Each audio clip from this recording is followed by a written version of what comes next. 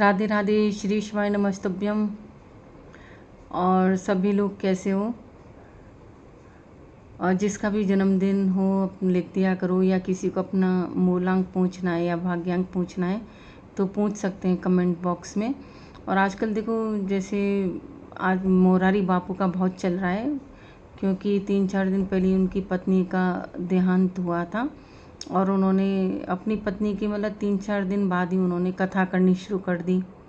और काशी विश्वनाथ में जाकर भगवान शिव का अभिषेक करना, ये सब तो हमारे सनातन धर्म में तो ऐसा है नहीं है। कभी किसी बुजुर्ग की मृत्यु अगर होती है तो 13 दिनों तक ये रहता है, सूतक का रहता है कि मंदिर में भगवान को नहीं छूते हैं, मंदिर नहीं जाते। और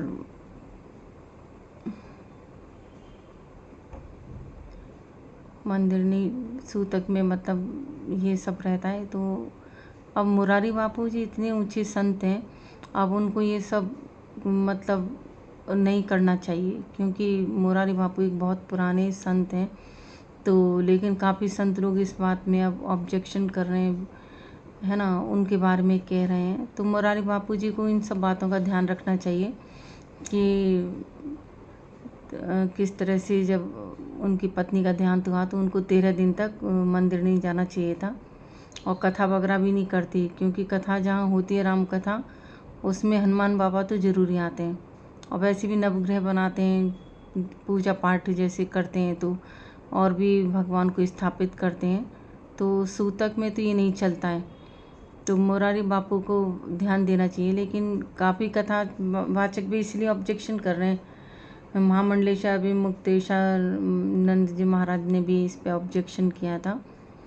तो हालांकि वो थोड़ा सा कभी कभी किसी के लिए भी गलत बोल देता है अभिमुक्तेशानंद महाराज जी जो हैं। तो लेकिन आज उनका मैंने सुना था कि किस तरह मुरारी बापू के बारे में बोला, तो मुझे सुन के ये लगा कि हाँ चलो उन्होंने अच्छा बोला है। वैसे जब राम मंदिर बना था वह नहीं गई थी, और कभी कभी मोदी जी वगैरह के लिए भी कुछ बोल देते हैं। लेकिन चलो ये अलग विषय हो गया। लेकिन मुरारी बापू को इस तरह से नहीं करना चाहिए, क्योंकि मुरारी बापू बहुत पुराने संत हैं।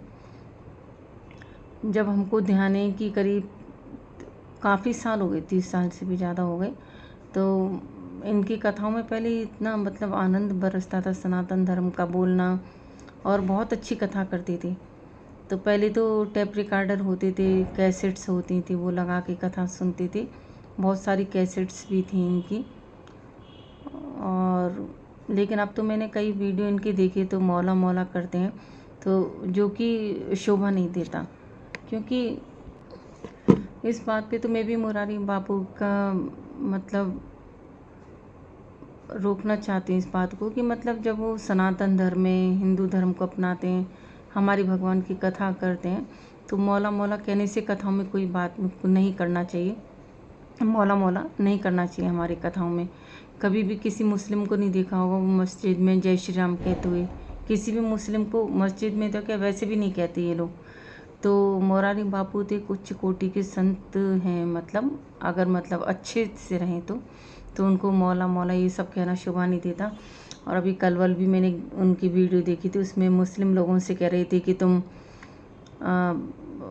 मस्जिद में जो भी है अच्छे से करो, और जगह जगह हर गली में स्कूल बनाओ, जो भी कथा का पैसा होगा मैं दूंगा। तो मुस्लिम लोगों को देने से तो कोई मतलब नहीं है, उसको सनातन धर्म में लगाएं, गरीब लोगों में लगाएं। तो ये है ना, गरीब लोगों में लगाएं, उन लोगों को देने से तो कोई मतलब नहीं है। तो इसलिए मुरारी बापू की कुछ कुछ बातों का ये ठीक नहीं है कि जब उनकी पत्नी मरी और 3 दिन बाद से सूतक में उन्होंने कथा करनी प्रारंभ कर दी, मंदिर में जाके शिव जी का अभिषेक किया।